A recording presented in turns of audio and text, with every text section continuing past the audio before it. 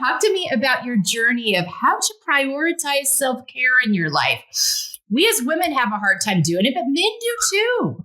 Y'all, Yes. working hard and hitting those milestones that we're all told in the culture we're supposed to hit with our work and our career and all those outside things. So talk to me about your self-care journey.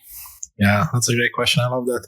I mean, I'll be honest with you. I turned 40 this year in 2023, and I did not really have a self-care routine for most of my life, right? I would say for the first probably 37, 38 years of my life, self-care for me was more around, hey, what food can I eat because it's going to make me happy, right? So that's why that comfort food. Yes, right? Which had a lot of emotions tied to it. Maybe it was about buying shiny toys, right? Like a nice vehicle, a nice house, a big house, even though it wasn't required, right? Self-care felt like it was something that I had to prove to others. It wasn't necessarily for me, right? So that's, I see that a lot with men and women, but especially men, where if you have a brother, a husband, a child in your life, that's a man, you're going to see them struggle with this, because at least I grew up in Eastern Europe, right? However, I came to Canada, North America when I was 17.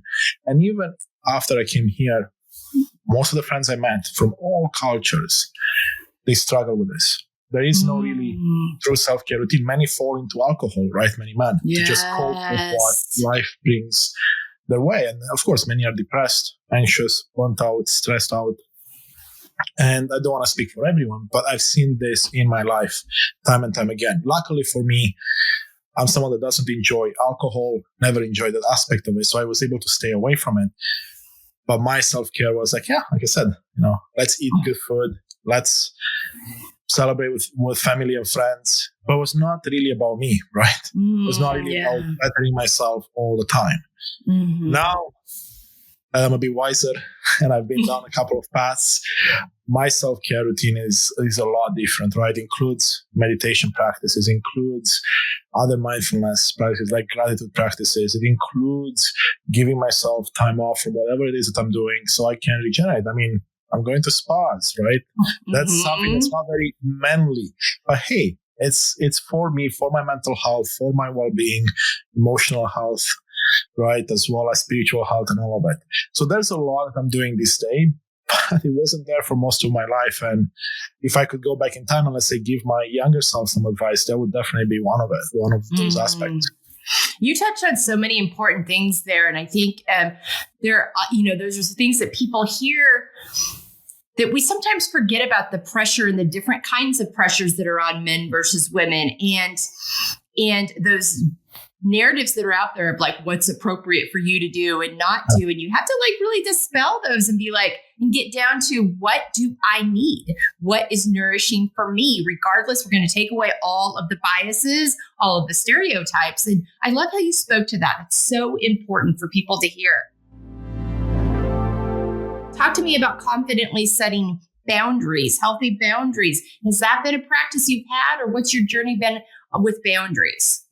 Yeah, boundaries is an interesting topic because it's not something I really paid enough attention to, again, for most of my life. And it showed up differently in my professional life versus personal life than anything in between. And I see that a lot in people as well, in people I work with, in people I coach and mentor, anyone really, they struggle to some degree in setting boundaries in their professional life, and that of course spills over in their personal life. And for me nowadays, the way I set boundaries, of course, it starts with yourself. And that was the biggest lesson I had to learn, because you have to put boundaries within you, and then you can, of course, have those boundaries externally as well with your coworkers, with your manager, with your friends and family, of everyone else. So that's what I stand today. Now, boundaries, if I give you an example in my professional life, like I want to set a boundary where if I need to go over time, that's fine. But put in some breaks, put in some time for me in there. So I don't allow myself to burn out again, right? Because I've been there many times and I've been depressed for a big portion of my life, and I didn't realize until much, much later. And that was in part due to a lack of boundaries, and in part, of course, due to lack of understanding of self-love and self-care, and then a few other things on top of it. And again, this is men and women. I see it across the board. Yes, I think it's so important. We become defined by the things we do, and unfortunately, that hard work, that work in that extra time, that being that person that's always there is rewarded. Historically, we are just now starting to sort of talk about healthy boundaries and work-life balance and whatnot. But historically, that's celebrated. And so it's hard to not get kind of drawn into that. And you also, success can be defined by that sometimes. And so you really have to step back. So I think you see that as, and that's rewarded. Because you've been in some very high profile places. I mean, you've worked, in some very, famous companies that people know about. You're very intelligent. But that's rewarded. And so, how was that when you decided to okay, it's time to set a boundary now? Well, people probably maybe weren't expecting that. Yeah, of course, it's a bit of a shift. And you mentioned some high profile companies. I still work for Microsoft. I love my job. It's a very senior role in the sales team. And you can imagine that technically you have to be available 24/7, more or less. Yeah. It's not expected anymore, right? Because cultures are shifting. We're understanding the impact that this can have on mental health, right? So at Microsoft, we have a beautiful culture where it is encouraged and emphasized that, hey, turn your phone off. You put do not disturb on. We have it built in all the applications that we use, MS Teams and Office applications and email. So you could set boundaries that way. And that's what I've done myself. 6 o'clock comes around, I turn off my devices. Some nights I might be picking up my phone to check something, sure, I might reply. Before, it was not some nights, it was every night, weekends included. And of course, that sets certain expectations in place. Then, like you said, it may get rewarded, but it can also get abused. Because what I've seen in my career, not at Microsoft specifically, but even in the past, and working with so many people in the corporate world as a coach and mentor, I've seen that, let's say there's someone that works very hard, does things outside of hours, then he seeps into not being able to take sick time off, even though they're sick, because the expectations are always there. It seeps into their vacation time. You take a vacation and then you're spending half your time on the computer anyway, or your phone, right? But then also it seeps into not getting promotions or getting recognized in a way, because I've seen this, again, on Microsoft outside of it, but managers like people that do the work, so then they're less incentivized to promote you, because if they promote you, then who's going to pick up all the work you do plus extra? And that's something that people don't think about. Yeah, right? that's a very important point. Yeah. It's many different areas it shows up in. Yeah.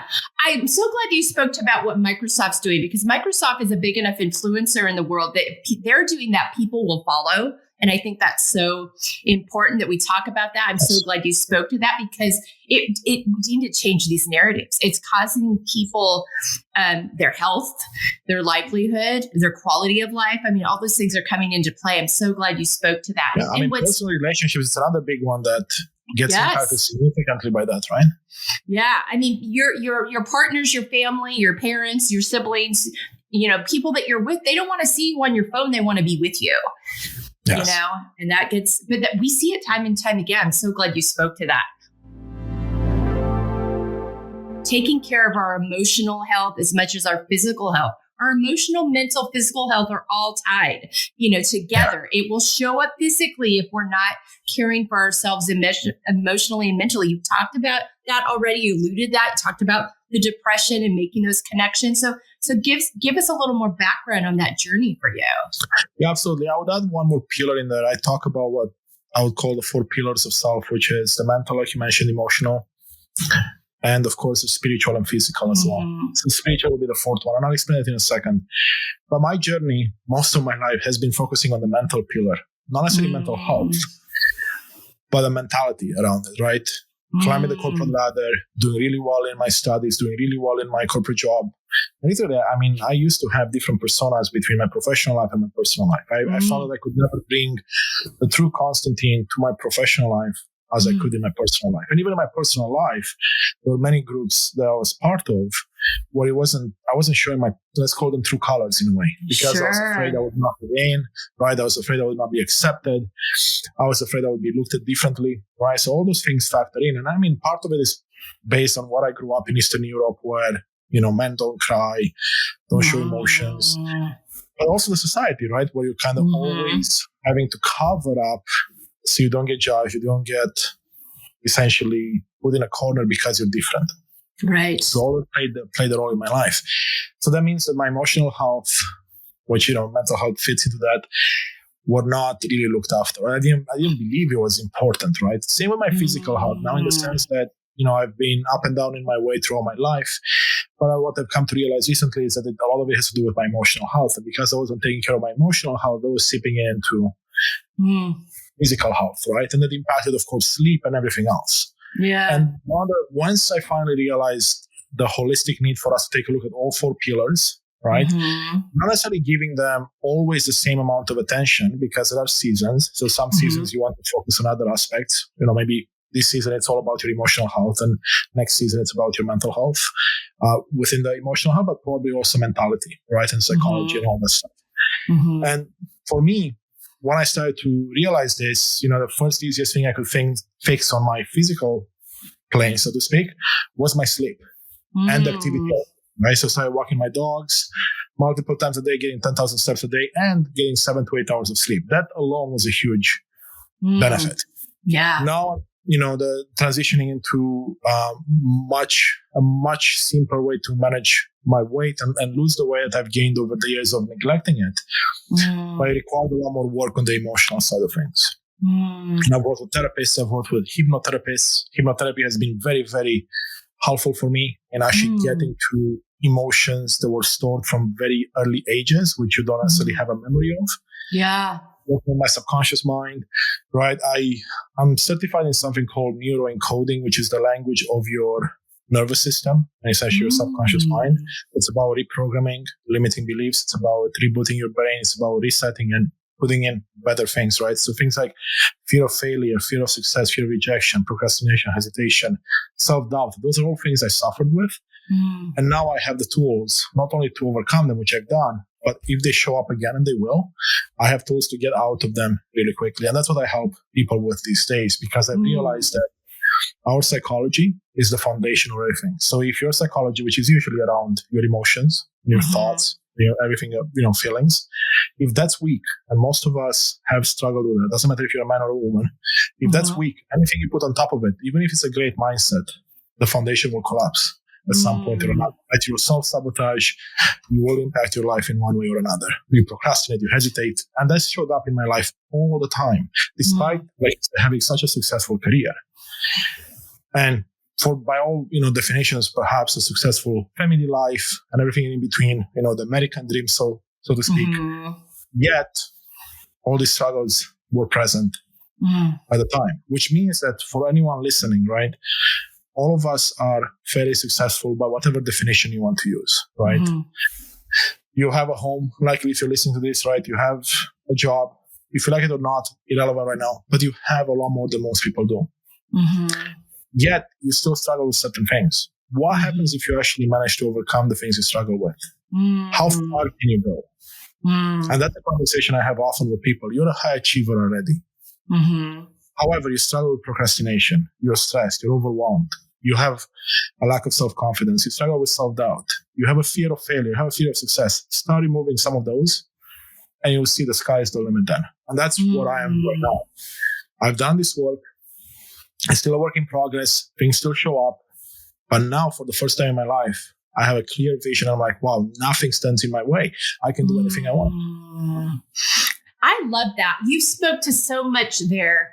And again, Field Podcast audience, these resources, if you're like, gosh, I want to talk to this guy, I want to work with him, these resources will be available on our website, on embracinglayers.com, on our resources page. But you hit on, those getting to the root of these things, because we talked about the foundation. All these things on the surface can look great, but at some point that foundation will crumble. You will be forced to kind of reckon with this, and having those steps. I'm so glad you talked about the fact that these things will come up again, but now you've got the tools. That's been my experience as well.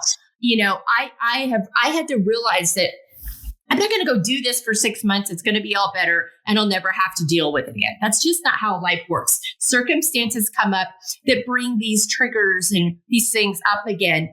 But now you've got the tools. You recognize it when you see it. That's so powerful and so important. but yeah, I'm so glad you spoke to those things, and just knowing how to take care of yourself, paying attention, realizing that emotional, so many of us are emotional eaters, and we don't stop and think about what we're putting into our bodies or why. We just respond to that first instinct. But, so stop and what's my why behind this? What is this, a healthy why, or do I need to examine this and what I'm choosing?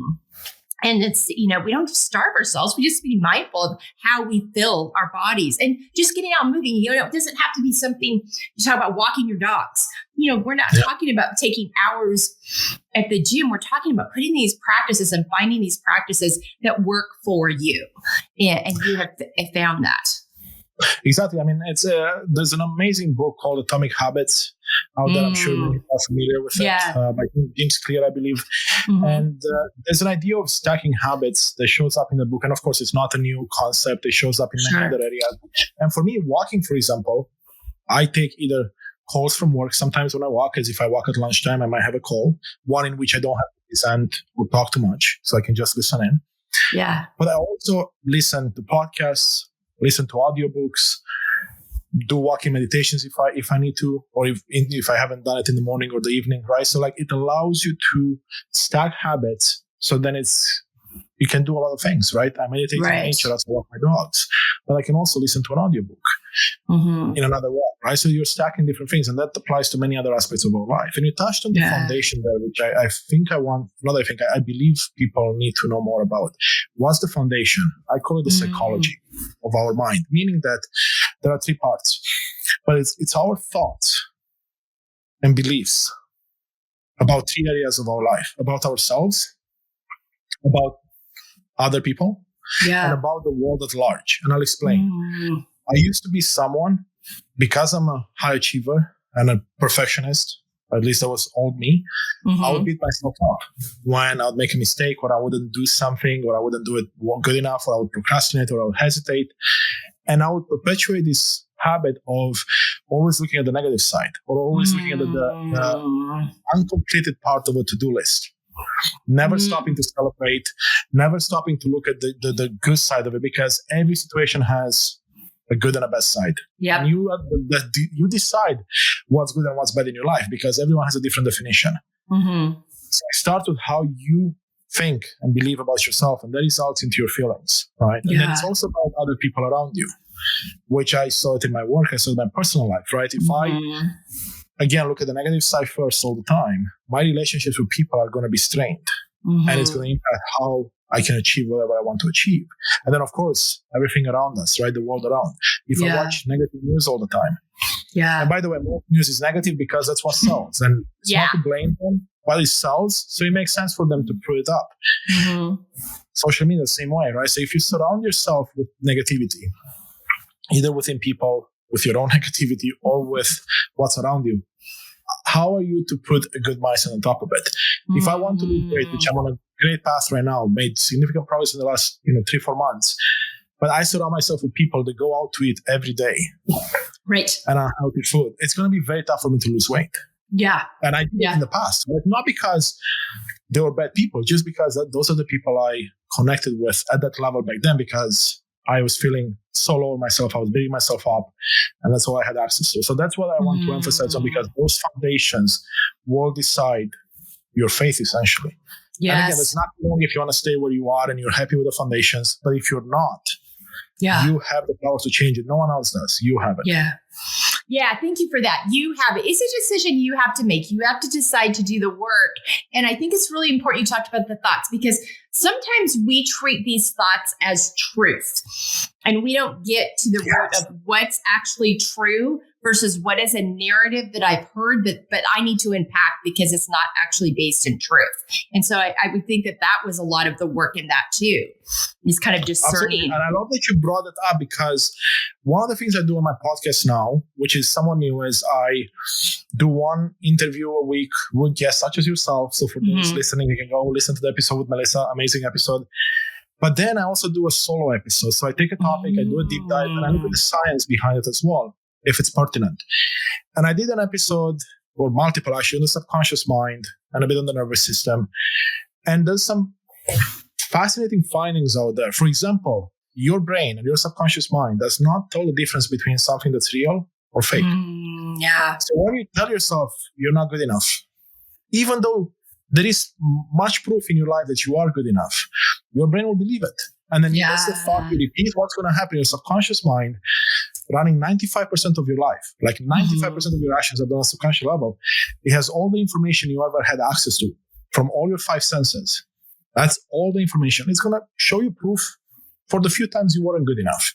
Yeah. And that's going to build and build and build. And that's what's going to dictate your life. All right. So look at the science. There's a lot of it out there about the brain, about the subconscious mind, about the nervous system and how that dictates your life, which is the psychology we just talked about. Yeah. And here's something most people don't realize, I don't know. I didn't either. Your thoughts, your beliefs, what do? They trigger your feelings. So if I beat myself up, right? If I have a thought that I'm not good enough, obviously that's not going to result in a good feeling. Right. It's going to result in a feeling that's probably not ideal. Now, what results from a feeling? An action. And check this out.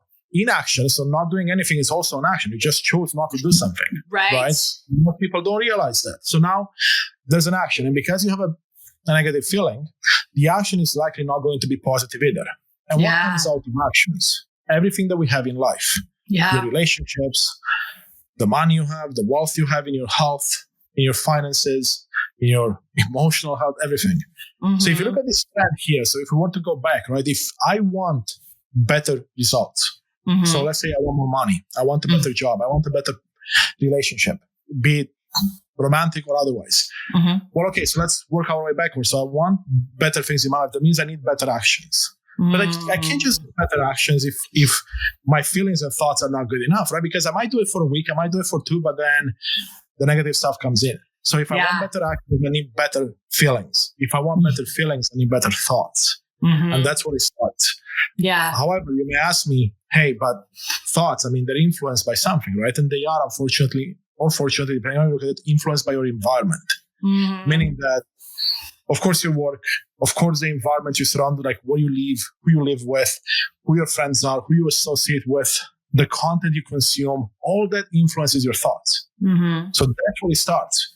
If I want to be a more positive person filled with love, like you described me at the beginning, and all I do is watch, murder shows, and I watch the negative news at 6 o'clock, and I go on TikTok and then watch all these scary clips, and again, more negative stuff. I mean, how am I going to be a person filled with love and hope and inspiration and empowerment? It's very, very hard. It is. I'm so much in that, guys. Just go back and listen to all he said. I have nothing to add because that was a masterclass in how that is all connected together. But I'm so glad you spoke to it because it's a trickle down effect. It matters what you believe about yourself. It matters who you surround yourself with. It matters the narratives that you're hearing and if you attach truth to them or not. All of that matters. And you can't, 100%. And you can't have, you've said it, and it's so true. You cannot have a sustainable change in your narrative. If you're wanting to change the narrative, you're wanting to change your thoughts, your habits, you've got to start with all of those things. They're all connected. Thank you so much. And for the science behind it, because we have people that want to like, okay, that sounds like, but when you put the science, it's undeniable. It's literally there. We have the science that supports this. Thank you so much. So good. And there's more science coming out every day. And what I tell people on my show, and when I go as a guest on shows like this, and even the people I work with, when I coach, mentor, and even Microsoft, I'm like, I'll tell you what I have found. If it makes sense to you, go do your own research, right? Don't take my word for it, right? I've done the research, but you should do yours because my view of the world is different than your view. It doesn't mean that it changes the science behind it, but maybe you find something that I missed. Right. And then take what makes sense to you and throw out the rest. Yes. Right? Because we're all unique individuals. Exactly. You got to find that thing that works for you. Yeah. Thank you. That's really true. Supporting ourselves and others and living unapologetically. You have taken that turn. You have gone down that road and now you're helping others to do so. You talked a lot about just kind of realizing, was there a specific event or thing that happened in your life that set you on this trajectory that said, nope, it's time to change it. And I need to, to move to this space of living unapologetically and using these tools I have to help others do the same. Yeah, I mean, there were many steps leading into that direction. There were a few, let's say, major catalysts. A big one was starting my podcast and realizing that the only way people really connect with you is if you're truly authentic and vulnerable. Because, as I mentioned, I work for Microsoft, right? I'm in the tech world. I was afraid to share my story with depression, with burnout, with stress, so publicly, right? I was afraid to share my true Constantin in the sense, I'm always someone with a smile on my face. I'm a child at heart, right? So I joke around.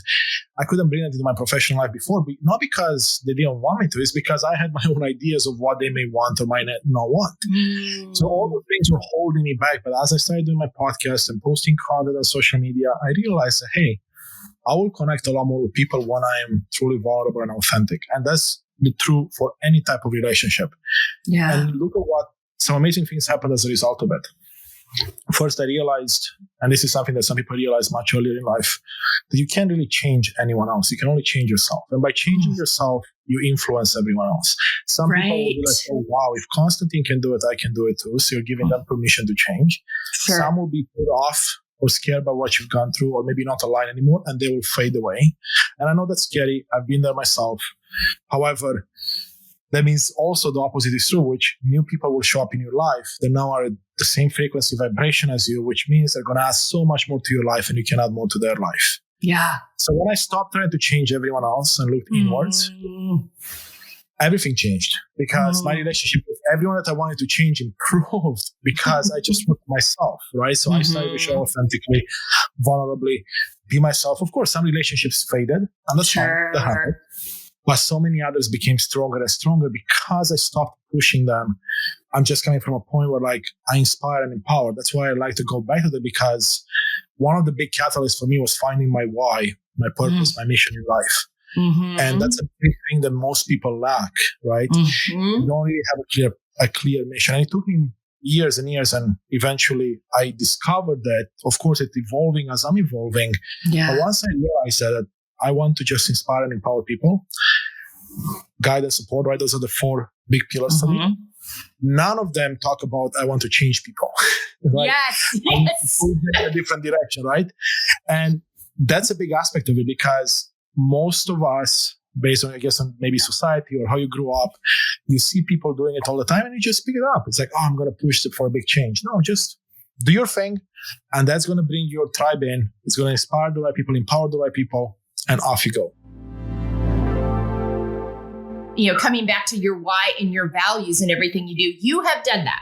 You spoke to that, and you got to a point where it's like, okay, this is what I care about. This is what I'm passionate about. These are my values. And now this is how I'm going to move in my life. And it makes such a difference that you said it's such an important thing. We don't take the time to define those and figure out what those are for us. And so many times we're kind of saying yes to everything because we don't have that compass to work from. Would you say that has helped you kind of? 100%.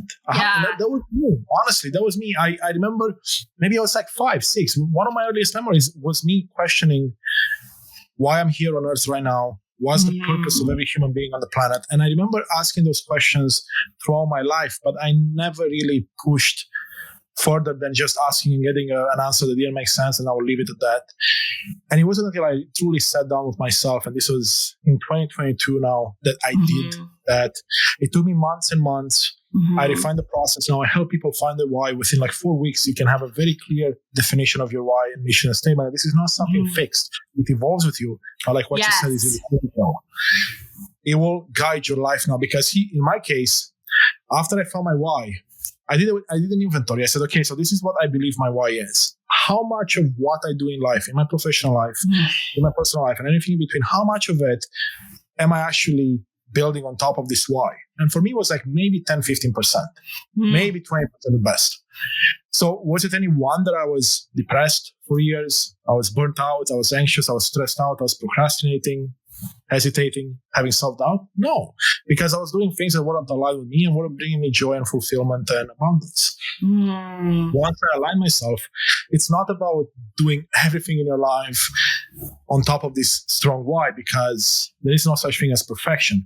But in my case, it was from going from 20% to maybe 40%, maybe 60%, and trying to get as close as I can to 100%. And as a result, it made me a much better coworker at Microsoft, right? I work much better with my customers because I bring more empathy, more compassion. I come from the people side of things a lot more than I ever did before. And that allows you to build relationships that will span beyond your workplace. And that's the key part that people struggle with, and I struggle with as well. Relationships are everything. It doesn't matter, even if you work as a construction worker just by yourself, you still sometimes take breaks with people, right? Sometimes interact with a manager or someone else. Even if you have your own company, you're the only employee, you likely cannot do business without other people.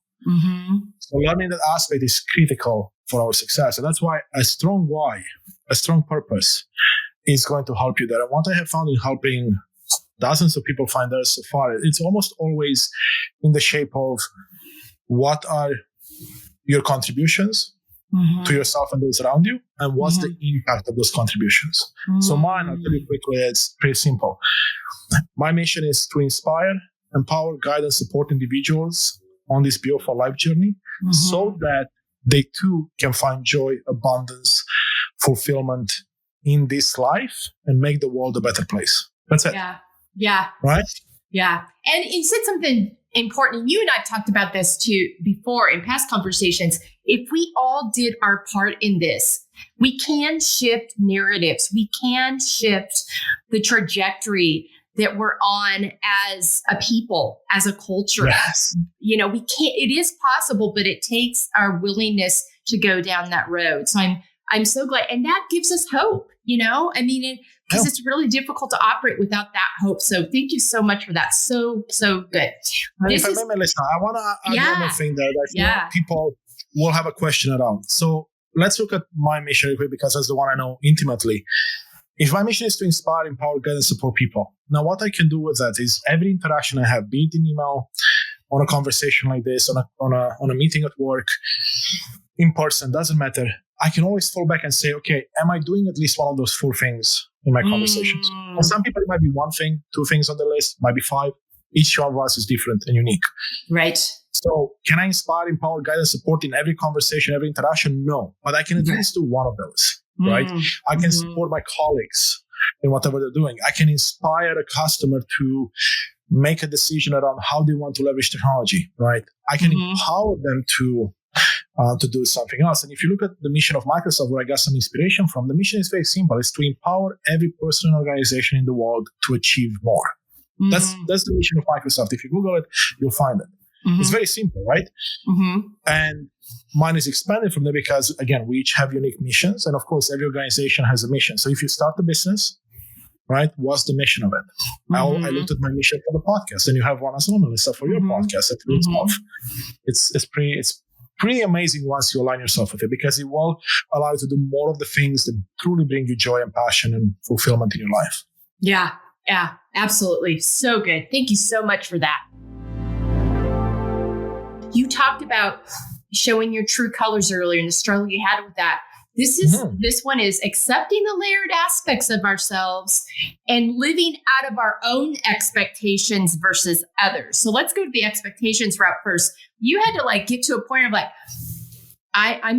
these are my layer. This is who I am. These are my colors.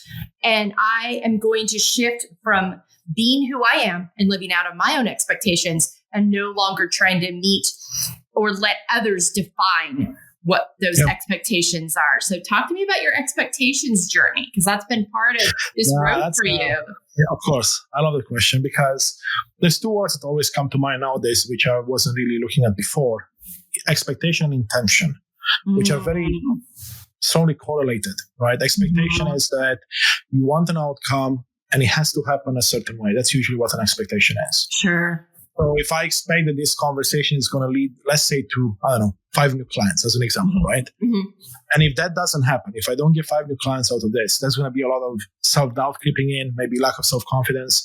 There's going to be a fear of failure creeping in. There's going to be a lot of beating myself up. I forgot to say something. I forgot to point them in some direction. And that's going to create this ripple effect right across everything else. Mm-hmm. And intention would be, you know what? I just want to have a beautiful conversation with Melissa, and I want to inspire, empower, guide, and support individuals on this journey. That's it. Yeah. Anything else on top of it is the cherry on top of the cake. And if you do your part, everything else will get taken care of. I mean, I can tell you like this 2023, and we're recording in December of 2023, but when I started this journey of podcasting at the beginning of the year and then started in May, I could have never imagined where it would take me, like the people I've met, like yourself and many others, the coaches, the mentors I'm working with, everything that I'm learning. And it's not because of podcast alone, but the people I got to connect with and the changes I got to make in my life. That's where it gets really, really powerful. And at the beginning, I had expectations, I'm going to expect that my show is going to have this many downloads and it's going to have this many viewers and my guests are going to bring this many viewers with them, right? There were expectations there. But now, I literally, in my life, I have almost zero expectations, meaning that it doesn't mean I don't have goals, I don't have visions, I don't want things, but I have an intention instead, right? I have a vision. My intention is to have a beautiful conversation. If anything else comes out of it, that's a cherry on top, and that's all positive, right?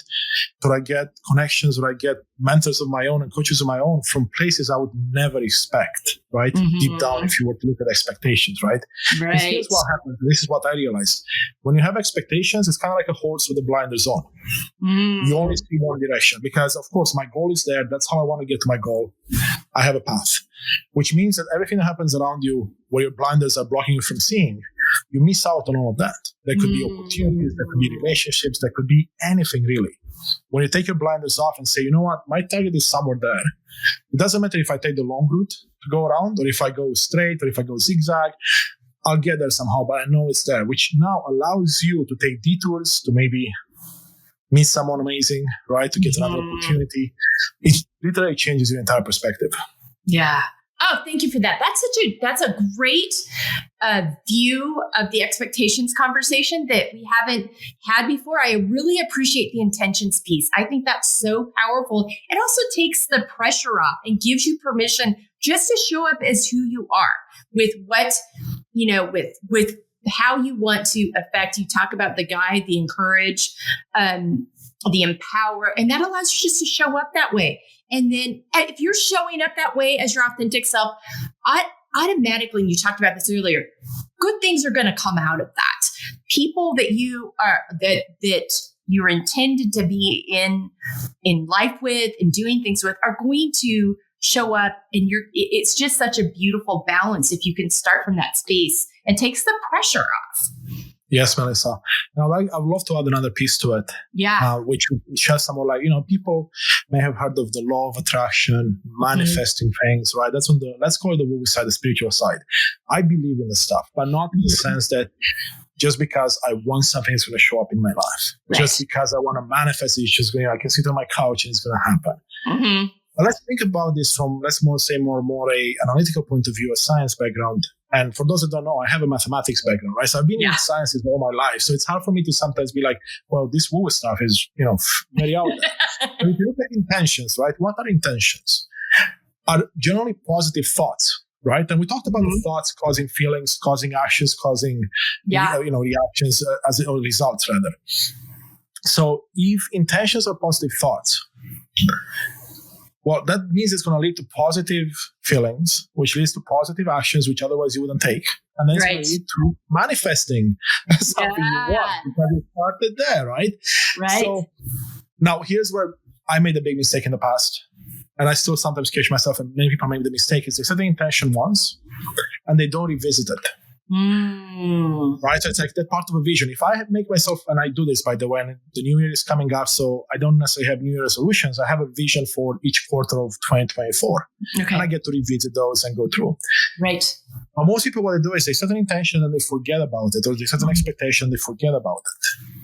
But it's about training your brain to always look for the positives, because keep in mind, from a, let's say, an evolving point of view as humans, right? Mm-hmm. The negative will always take priority over the positive because the role of your brain, the role of your ego, the role of your subconscious mind is to keep you alive. Yeah. So the negative stuff has to make it quicker to you, otherwise you may die. Yeah. And that was true most of our life as humans on this planet, right? It just changed maybe in the last 50 years as technology evolved and we're more safe.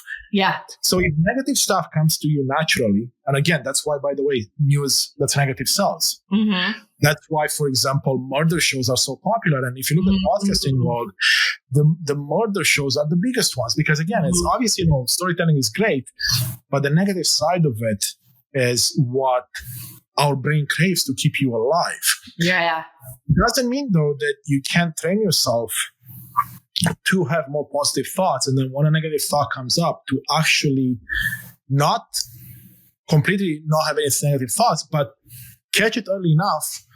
They say, when the monster is a baby, kill the negative thought before it turns into a big monster, and then replace it with a positive thought. So these intentions, you may have heard people talk about in the spiritual world. Well, you're going to set intentions and repeat them every day, right?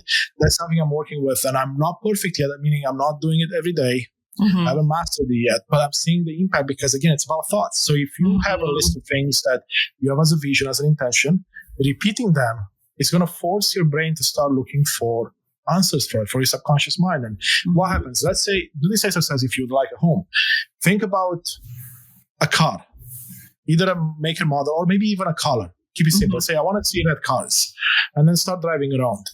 This happens for most of us in our lives, right? We like the car, right? You're going to start seeing red cars everywhere. And it's like, why are there so many more red cars than I ever thought possible? Because what happens? You put your thought, your intention on something, and now your subconscious mind that has access to all the information you ever have received and ever receive through the five senses, right? So through your sight, through your hearing, and so on, will bring proof to that.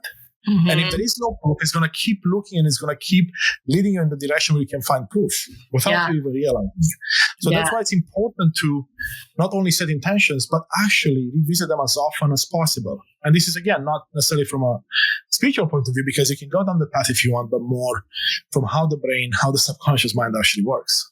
Yeah, so much in that. It's so true. And you go about it in a way that works for you. Of the practice I've put into place, which has basically at the end of the day has the same results. I write down all the emotions I'm feeling every day. Every day. I sit down each day. I try to do it in the morning. Sometimes it ends up being midday or afternoon, but so I know where I'm coming from. And then I have to where is this coming from? Is it rooted in truth? Is it an old narrative? And what do I need to do to move through it so that it's not taking up that space or coming back up again and creeping up? Because if we don't process them and get to the root of them, they will come back up again. And and I spent most of my life up until I started doing this a few years ago, where you talk about that primary emotion, which usually with some kind of sense of urgency would take hold, and I would not make room for anything else. We have room and the capacity for all of it. And if we don't allow the capacity for all of it, we'll run ourselves into the ground because we won't, those other things will keep coming up that we need to walk out, process through to make room for more of the truth, more of the good, more of the, but I love that you talk about that, just that nuanced sense of what we can do, what is possible when we are willing to take these steps and do these practices. It's just so important. And I love that because that practice, I do a variation of it. I remember you mentioned that when you were on my show. And it got me thinking quite a bit, right? And I do something very similar now as part of the self-care routine that we talked about at the beginning. It's allowing myself to feel the emotions, because when I had a negative emotion in the past, it was all about burying deep down and pushing it down until of course it came out as a volcano or a dragon, however you want to do it. Now it's about processing that, like you said, and understanding why it showed up. And now because I know that feelings are caused by thoughts, which is caused by the environment, I can trace it back and say, well, what thoughts did I have or beliefs that I have that led me to this feeling? And the journey and the goal is not to not have negative emotions. Again, whatever negative might be for you is different for me. Right. Is to have the tools to overcome the negativity when it shows up. Feel it, see how it is, and then Yeah. Get rid of it because it's not, because what does a negative feeling do? It leads you to negative action. Exactly. Action is usually a negative action, right? Yeah. That's what this is all about. Simplifying things and making it such that, you're not perfect. No one will be ever perfect, but you can move in this direction of mastery. Yeah. I keep moving forward. My father-in-law, may he rest in peace, always said to us, keep moving forward. And I think that's so important. But you can't move forward until you've kind of done these things, because you'll keep getting pulled back, and I think it's, so important. Thank you so much. So much good stuff there. Talk to me about accepting the layered aspects of yourself. You've gone on this journey, and you've talked about a couple different times. I didn't really start doing these things till a couple of years ago. So talk to me about your layers journey and just getting okay with the fact of like, okay, I didn't have these habits, these new tools, this shift until now. Have you had to go through a process where I went through a process where I kind of was really hard on myself for a while? Gosh, if I just would have had this 5 years ago, 10 years ago, I could have been a better employee, partner, mom, whatever it is. Did you struggle with that at all? Is that anything? Absolutely. And I can tell you that most people struggle with that to some degree, right? Yeah. Where you beat yourself up, you're like, oh, shoot, if I could have done this, if I had known this.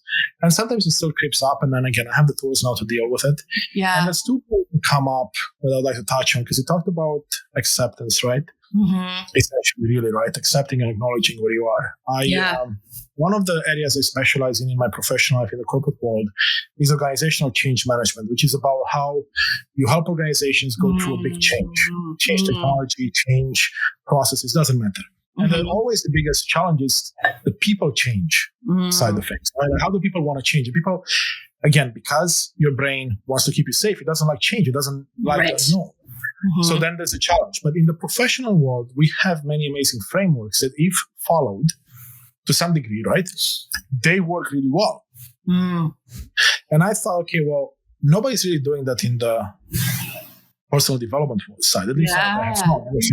So what I did is I took all my knowledge and everything I've learned, and I made my own framework. And the first step in my framework is called action framework. But the first step, the reason I brought this up is because the first step is the A in the action. And there's 3 parts to it. It starts with awareness. And I say awareness is half the battle, because if you're not aware of something you want to change or something you want to do, nothing else matters. Like, if I believe that everything is perfect about me, then I'm not going to change anything. Now, if I become aware, wait a second, there's something I haven't considered yet. You start becoming aware. That gives you the first step. But there are 3 A's, right? Awareness, acceptance is the second one. So what does it mean? Well, acknowledging first would be, I guess, before acceptance. So acknowledging that, you know what, you don't know everything. There's so much you can be doing. You acknowledge that. And then the third step is acceptance, meaning that it's all about accepting that it's okay to not be perfect. It's okay to not have done this before, because it allowed you to be where you are today. All right. So there's one more layer to the acceptance, but that's how it started for me. I realized that acceptance, which is part of the puzzle, that was missing for me. I wasn't, I was aware of it, but then I wasn't necessarily accepting. I was jumping steps, so to speak.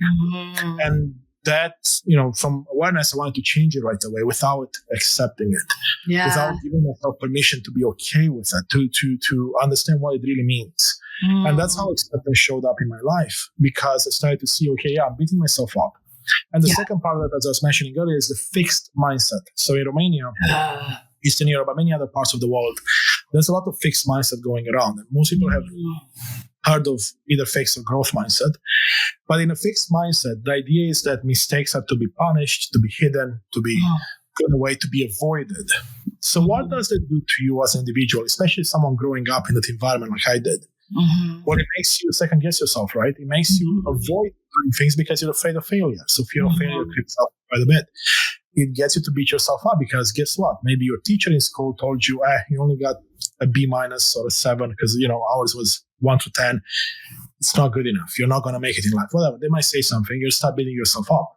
And now those are the programs you're going to start running in your mind. And we talked a lot about this already, but that's a piece of acceptance. Yeah. Accepting that, again, you don't know everything.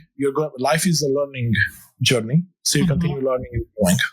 Yeah, I love that. Such good examples. Thank you for that. Because I think a lot of us have, if you came from a very discipline focused background in terms of I don't mean discipline can be a positive thing, but where there's a lot of negative reinforcement.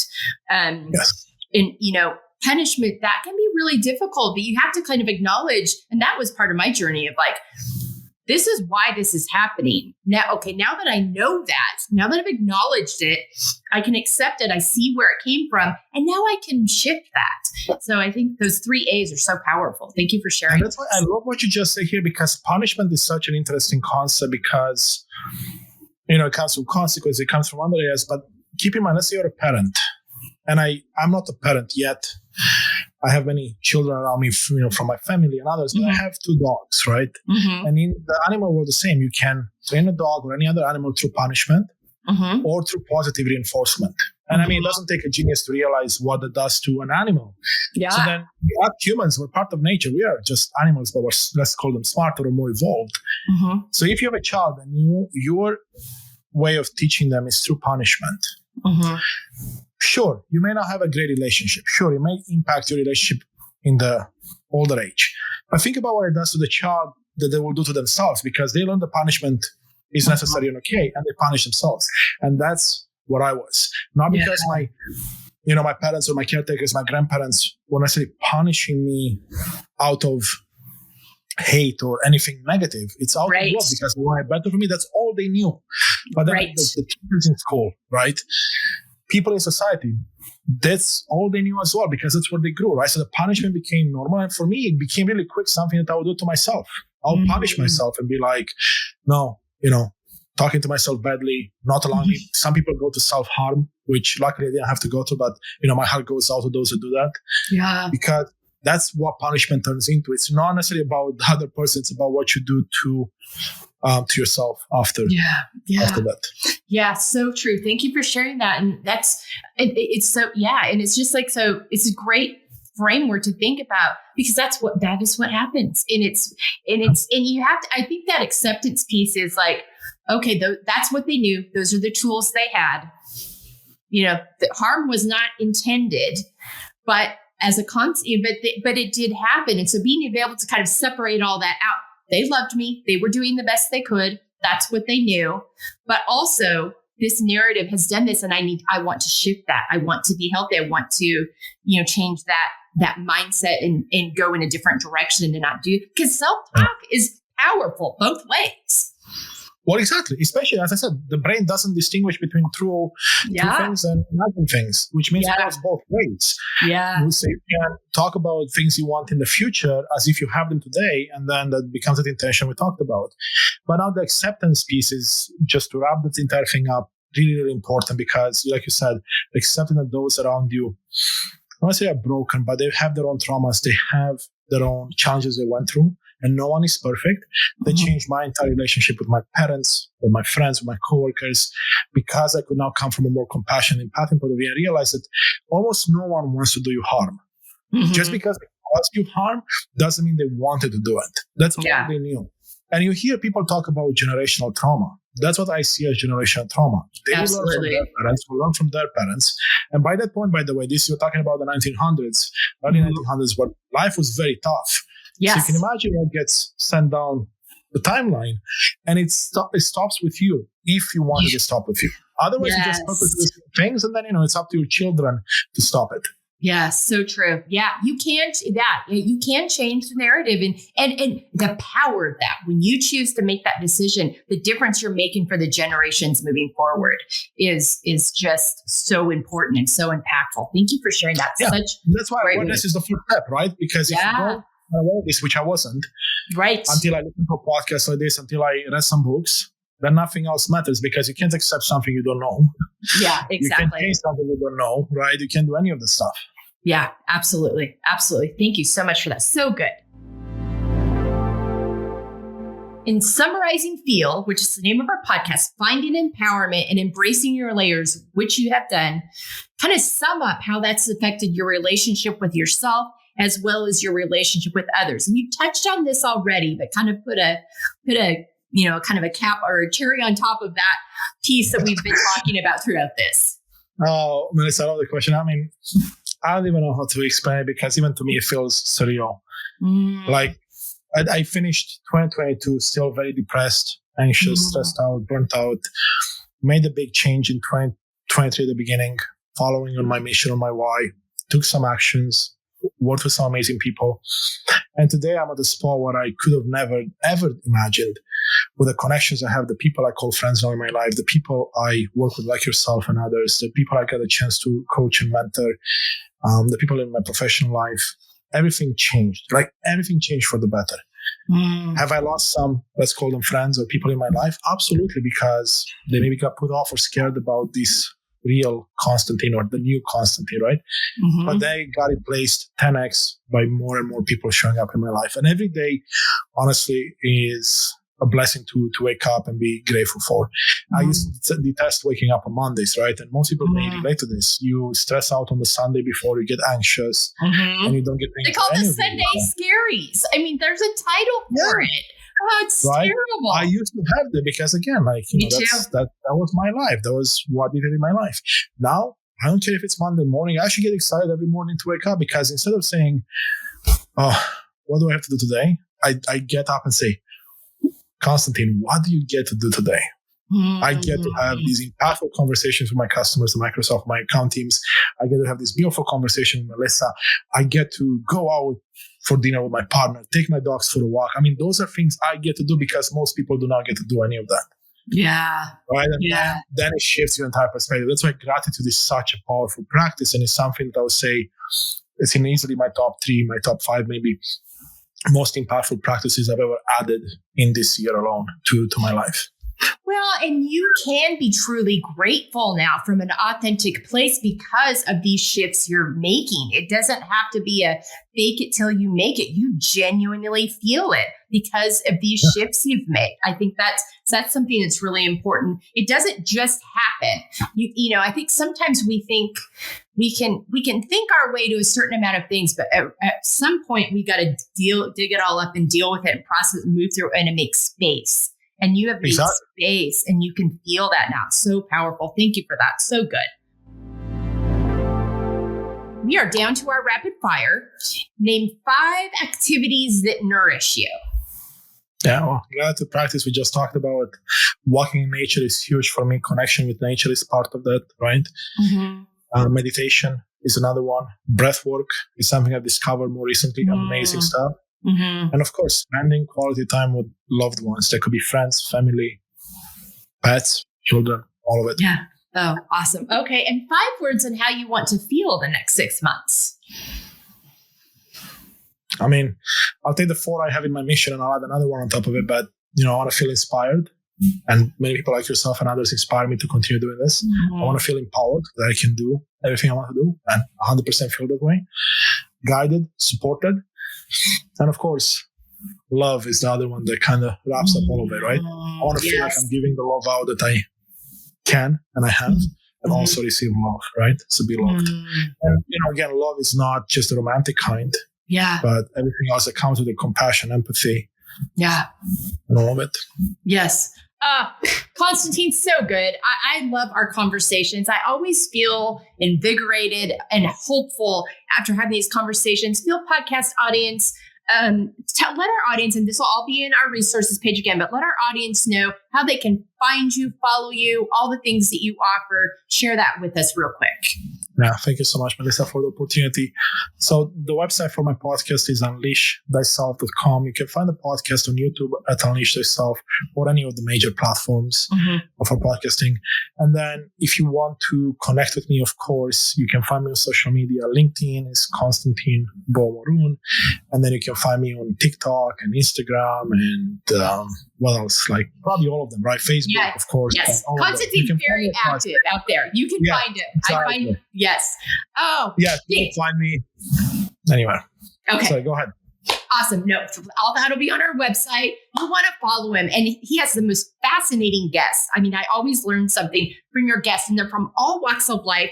With what I love is you offer so many different resources, because you and I talked about this. Everybody's path is a little bit different according to who we are. And that's what I think you and I both try to do, is bring on lots of different types of people, lots of different backgrounds. So when people listen, there's somebody out there that can connect with that and find it helpful and resourceful. And you do that. And what you've done in such a short amount of time is remarkable, but it's your energy. You bring that energy to it. And you really are a force in this movement. And It's important for men to hear this message from you. It's important for women to know that these are routes and choices. This doesn't have to be a man or woman thing. We all can do this work.